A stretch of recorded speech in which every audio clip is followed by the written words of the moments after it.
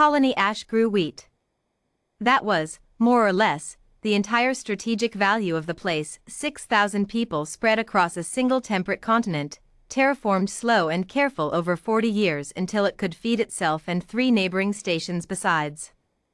It had no military value. It had no resources worth extracting.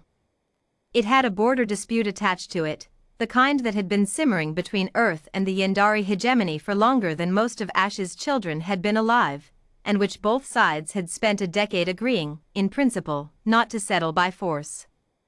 The hegemony settled it by force on a Tuesday morning, local time. There was no declaration first.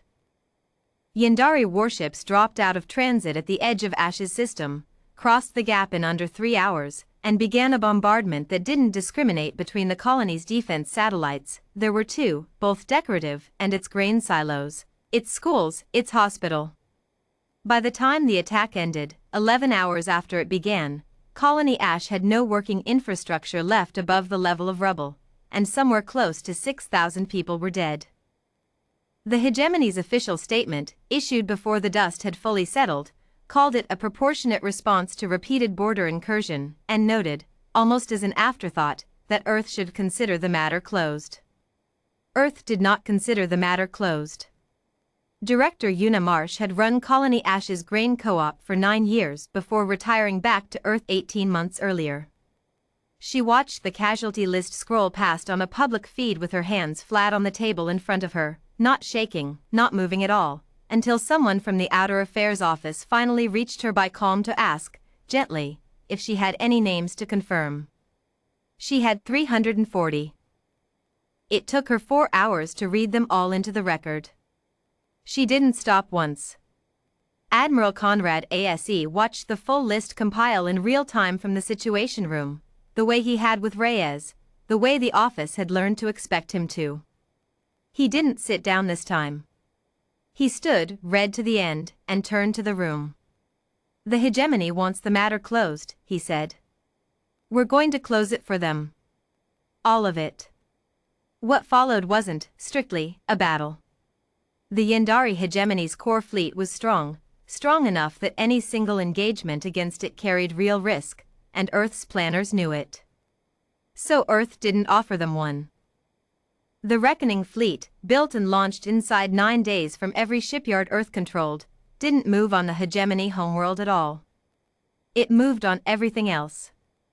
3 border colonies the hegemony had annexed a generation earlier, their garrisons too thin to hold against a force that size, fell inside a week, their populations placed under provisional Earth administration rather than occupied outright.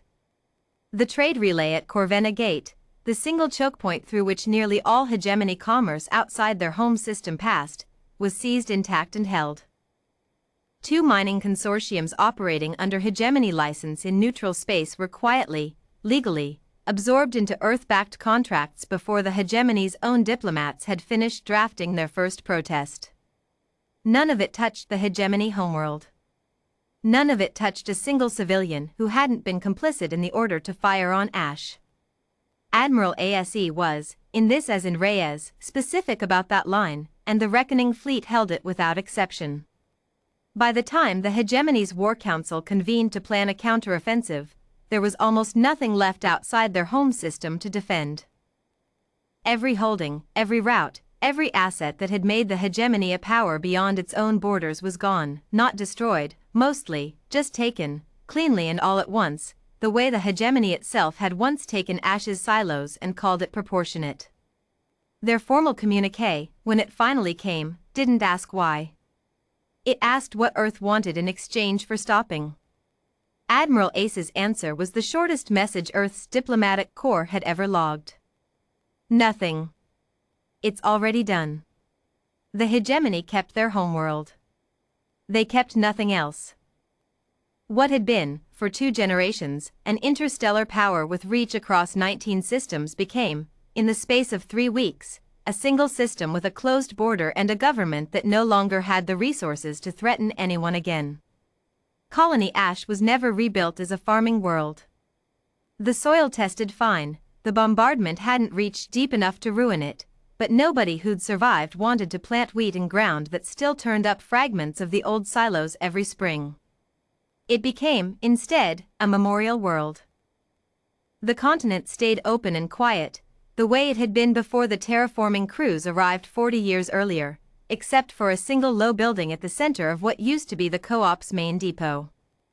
Una Marsh runs it now.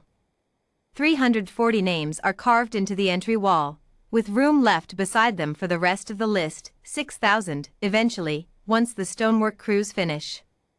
She reads a handful aloud every morning, same as the first day. She has never once needed to check the spelling. It is the only part of her old job she kept.